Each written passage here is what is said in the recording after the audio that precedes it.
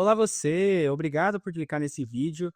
Eu me chamo Abner e hoje eu quero falar com você sobre mais um livro que será cobrado no vestibular da FUVEST de 2026, tá certo? Lembrando mais uma vez, o vestibular da FUVEST de 2026, ele tem esse nome, mas ele vai acontecer no ano de 2025, hein? Atentem-se, porque as inscrições logo logo abrem e logo logo fecham também. O vestibular será em novembro, lembrando você, tá?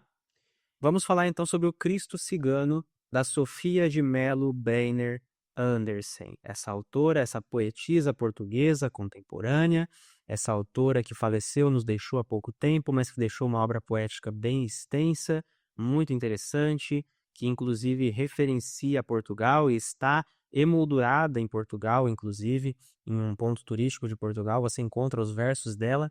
Então, podemos ver que é uma grande poetisa de fato, e nós vamos falar principalmente sobre a parte da história que cerca este livro, da história que corre por trás deste livro, da história que inspirou também o Cristo Cigano, e também vamos falar dos aspectos estilísticos, das escolhas de referenciação de autores passados, as questões também de referenciação a um outro grande poeta brasileiro, que nós vamos ver daqui a pouco.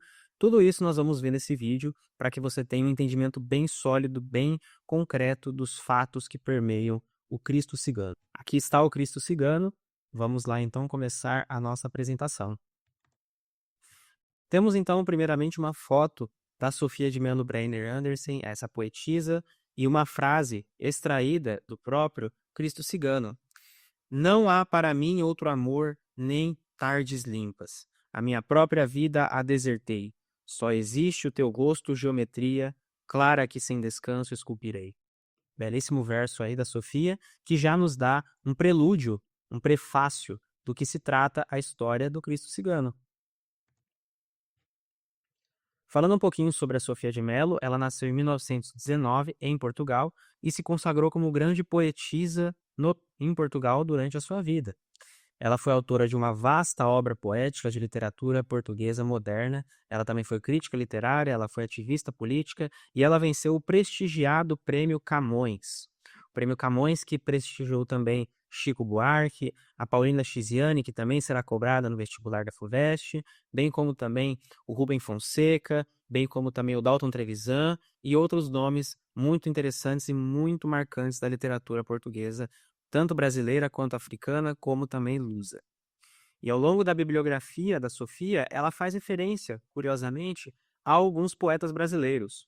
Um deles, que não está no Cristo Cigano, mas sim na outra obra que será cobrada em 2027, ou seja, em 2026, na verdade, na edição 2027 da FUVEST, é o Manuel Bandeira, grande poeta moderno, o autor do Poema do Trem, né, que vocês talvez conheçam, e é muito legal ver essa relação entre o Manuel Bandeira, entre a Sofia, entre os poetas lusos e os poetas brasileiros. Ver que eles se inspiram mutuamente.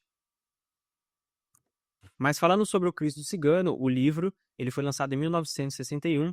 Ele é o quinto livro da Sofia e ele é um livro diferenciado em relação aos outros que a Sofia fez. Antes de tudo, vamos contextualizar uma coisa. A Sofia, ela era amiga do João Cabral de Melo Neto. Ele é o poeta que eu falei lá no começo, que a Sofia era amiga e tinha grande admiração. Então, trata-se de João Cabral de Melo Neto, um grande poeta nordestino, contemporâneo, que nos deixou também já, mas que deixou uma poesia muito interessante e muito influente para os tempos modernos. A obra mais famosa do Cabral de Melo Neto é A Morte e Vida Severina, que é um poema em versos normais, porém ele é um poema narrativo, semelhante talvez a Lusíadas nesse sentido, porque é um poema que tem começo, meio e fim. Ele não é um poema, um episódio isolado, retratando algum conceito. Ele é uma história, de fato, contada em versos. Então, a inspiração da Sofia de Mello em relação à obra do João Cabral de Melo Neto, primeiramente, ela vem pelo fato justamente do Cristo Cigano ser um livro de narrativa. Ele também é um livro de poesia, ele é um livro em verso, mas ele é um livro que tem começo, meio e fim. Ele é um livro que se inspira dessa maneira nos livros do João Cabral de Melo Neto, principalmente no Morte e Vida, que é um livro também narrativo, que tem começo, meio e fim. Então, é uma coisa que é única do Cristo Cigano ser um poema narrativo. Nenhum outro livro dela é assim. E a outra inspiração vem do fato de que o João Cabral de Melo Neto deu à Sofia o pincel, digamos, metaforicamente, para criar o Cristo Cigano. Ele contou para ela a história do Cristo Cachorro, El Cristo Cachorro, ou El Cachorro, que é a história que inspirou a Sofia a construir esse livro. O João Cabral de Melo contou para ela essa história, essa lenda, e aí, com essa lenda, ela criou esse livro. Então, vemos aí a grande importância do autor nordestino para a geração de O Cristo Cigano. Então, a lenda do El Cachorro, que deu origem ao Cristo Cigano, ela se dá da seguinte maneira. Era uma vez um cigano apelidado de El Cachorro. Ele andava junto dos aristocratas da cidade, os homens de renome, de um nome a se manter, só que ele não era bem-vindo, ele não era bem-quisto naquele meio. Um belo dia, um homem doido de ciúmes, ele botou na cabeça dele que o cigano estava dormindo com a sua mulher. Então ele foi lá e assassinou o cigano. Essa é a história trágica de um cigano vivendo ao lado dos aristocratas. Mas a história não termina por aí. Porque o que acontece? Ao mesmo tempo em que ocorre esse assassinato, tinha um escultor fazendo uma imagem de Jesus Cristo crucificado. A mando de provavelmente um aristocrata também, ele estava criando uma imagem, uma escultura sagrada de Jesus na cruz, só que ele estava com um problema. Sabe qual que era o problema dele? Ele não sabia como emoldurar um rosto em sofrimento, porque Jesus na cruz estava em grande agonia, mas ele não conseguia ter uma inspiração para poder emular esse rosto em agonia numa figura. Só que aí no momento em que ele está esculpindo, ele vê o assassinato. E aí ele vê o rosto em agonia do cigano. E ele simplesmente pega esse rosto que está emoldurado na sua memória e passa a esculpir aquele rosto no rosto do Cristo. Então, como aquele caso do assassinato ficou muito conhecido, ficou muito repercutido na região, quando as pessoas viram a escultura do Cristo, elas logo identificaram o rosto em agonia de quem? Do cigano. Então, esse Cristo ficou conhecido como Cristo Cigano, ou Cristo Cachorro, né? Não no sentido de cachorro mesmo, animal, mas no sentido de adjetivo, Cristo Cachorro, porque o cigano era o El Cachorro. Então, essa é a lenda dessa escultura, que ronda essa escultura e que foi passada adiante. Essa é a lenda que o João Cabral de Melo Neto contou para a Sofia em alguma ocasião. Só que essa não é a única versão da história que nós temos. Tem outra versão que diz que, na verdade, quem assassinou o cigano foi o escultor. O escultor ele estava procurando pela inspiração para poder emoldurar o rosto em agonia do Cristo, que ele estava esculpindo, mas ele não conseguia vislumbrar essa cena de agonia no rosto de Cristo. O que ele fez então? Ele matou o cigano. E aí, olhando para o rosto do homem que ele assassinou, ele emoldurou esse rosto na face de Cristo. Então, dentre essas duas versões, a Sofia optou pela versão onde o escultor é o assassino, e não a versão onde ele é assassinado e o escultor vê à distância a cena acontecendo. Então, baseado nisso, a gente pode ter a seguinte interpretação da história de O Cristo Cigano, do livro O Cristo Cigano. Nós podemos ter a interpretação que você vai ver a seguir.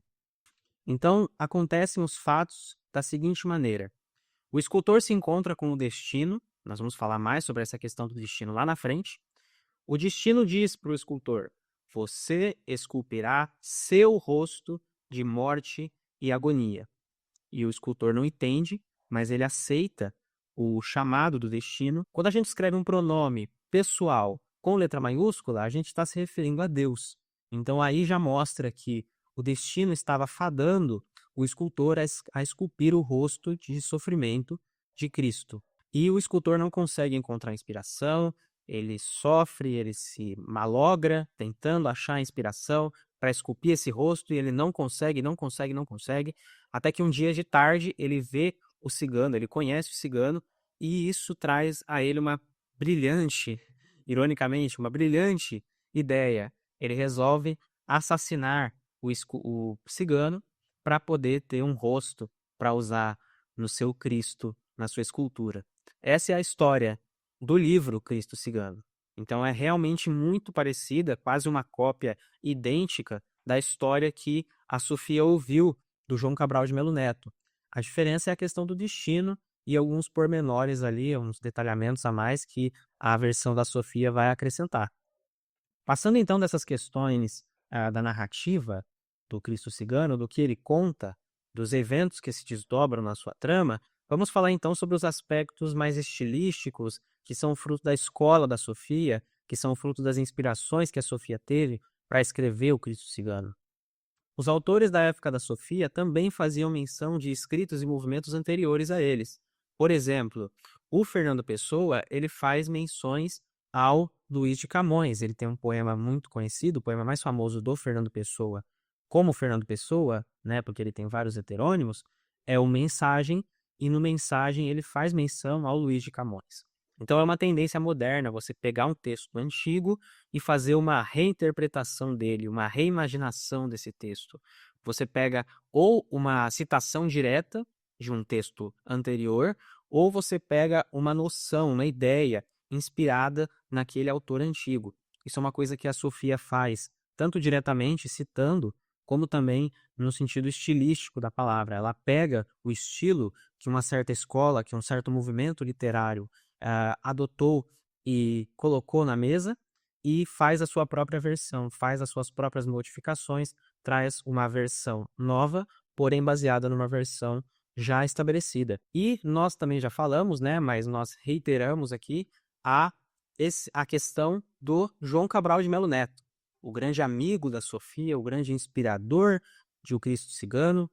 E ele não somente é um inspirador na vida real de O Cristo Cigano, mas como ele também é uma referência dentro do próprio livro da Sofia, porque em algumas versões posteriores do Cristo Cigano, ela inicia o livro com um poema novo, que ela não tinha colocado na versão original, que é um poema chamado A Palavra Faca, onde ela cita diretamente o nome do João Cabral, ela cita que foi o João Cabral que contou a história para ela, tudo isso em um verso bem breve, que você pode procurar aí, você vai encontrar, é só pesquisar A Palavra Faca de Sofia de Mello, que você vai ver esse verso que fala diretamente do Cabral de Melo Neto.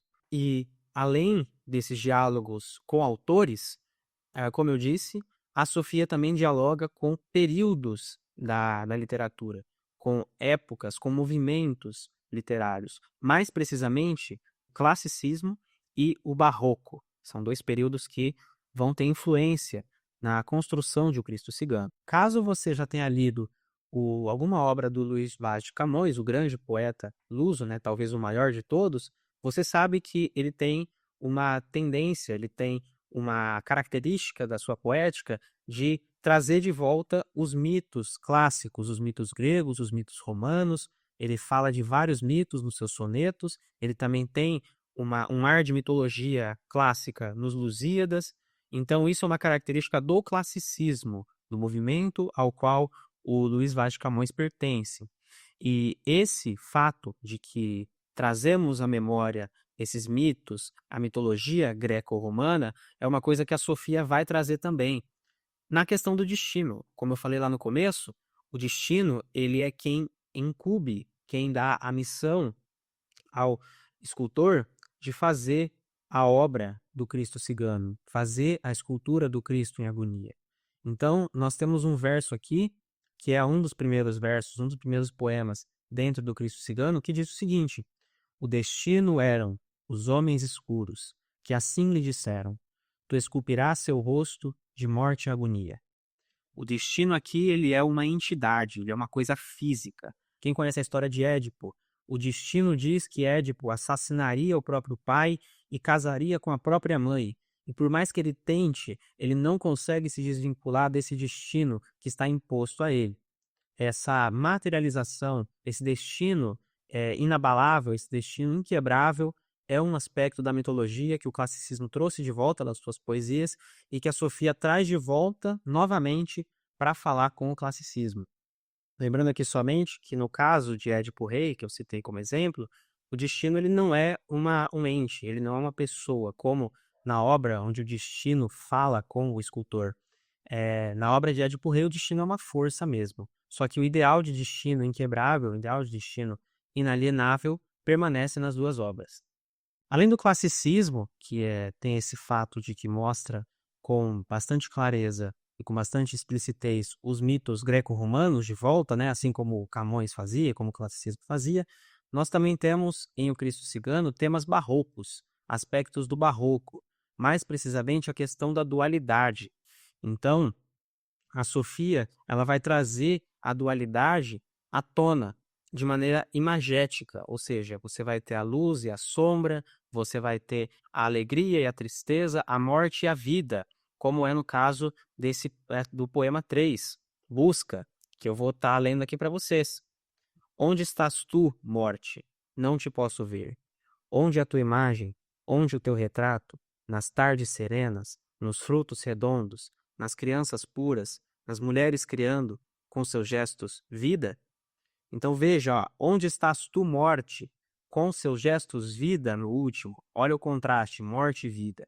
Esse contraste, que também aparece mais para frente numa ideia de luz e sombra, lá no final do livro, é uma questão barroca, é uma questão caracteristicamente barroca. Assim também como a parte religiosa e a morte também são elementos da poesia barroca que você encontra nos grandes poetas desse período. E que a Sofia, assim como faz com o classicismo, ela traz à tona novamente essas partes do período barroco. Vamos agora finalizar com um exercício, depois nós teremos o resumo de tudo que foi dito. Eu vou ler com vocês e eu peço que vocês resolvam junto comigo. O poema O Cristo Cigano apresenta uma concepção de Cristo que rompe com certas representações convencionais e dialoga com a estética barroca. Qual das características abaixo melhor exemplifica essa relação com o barroco? A ausência de qualquer elemento sensorial ou visual, priorizando um estilo seco e direto. A linearidade da construção poética, que evita ambiguidades e duplos sentidos. O uso exclusivo de temas pagãos, sem qualquer diálogo com a religiosidade cristã. A construção de imagens contrastantes, como luz e sombra, riqueza e despojamento, reforçando a tensão dramática da narrativa, ou as menções à mitologia pagã do povo greco-romano. Pense aí, pense por um segundo, pausa o vídeo um pouquinho e tente responder. Pensou? Então aí está a resposta, a letra B. Explicando por que as outras estão incorretas, na letra A nós temos a ausência de qualquer elemento sensorial ou visual, não faz sentido dizer isso de um poema, né, principalmente de um poema. B, a linearidade da construção poética, que evita ambiguidades, é exatamente o contrário do barroco. A questão da ambiguidade é uma das tônicas da poesia barroca. C, o uso exclusivo de temas pagãos, sem qualquer diálogo com a religiosidade cristã. Poxa, gente, o nome da obra é O Cristo Cigano, tem um Cristo sendo feito ali, emoldurado pelo escultor, claro que tem a parte religiosa. E na E, as menções à mitologia pagã do povo greco-romano. Cuidado, cuidado. Essa é a característica do classicismo e não do barroco. O barroco não tem nada a ver com a mitologia greco-romana. Ele não retraz ela de volta à tona, assim como o classicismo faz. Então nos sobra a alternativa D. A construção de imagens contrastantes, como luz e sombra, riqueza e despojamento, reforçando a tensão dramática da narrativa. Vamos finalizar então aqui com um resumo de tudo que foi dito a respeito de O Cristo Cigano. O Cristo Cigano é um poema narrativo de 11 cantos sobre um escultor que mata um cigano para poder ver seu rosto prestes a falecer e assim poder recriá-lo em uma escultura que está fazendo. Esta história foi inspirada pela lenda de El Cachorro, ou o Cristo Cachorro, o homem que andava com aristocratas e foi assassinado numa crise de ciúmes, ou, na versão que a Sofia escolheu adaptar, um homem que foi assassinado para que o escultor pudesse ver o seu rosto de morte em agonia. A autora Sofia de Mello referencia a estética barroca e os contrastes que esse movimento expressava na arte, como quando compara luz e sombra, vida e morte. Aquele poema que eu citei, o poema número 3, Busca, e também tem outros poemas que fazem essas dualidades. E ele também revive elementos do mito grego, e essa ressurreição ocorreu no período chamado classicismo, ao qual a Sofia também referencia, a questão do destino. Destino é quem dá a missão do escultor de esculpir o rosto de Cristo em morte e agonia.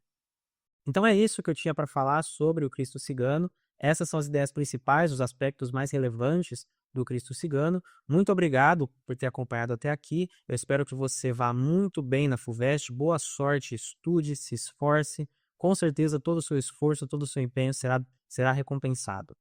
Muito obrigado novamente e até a próxima.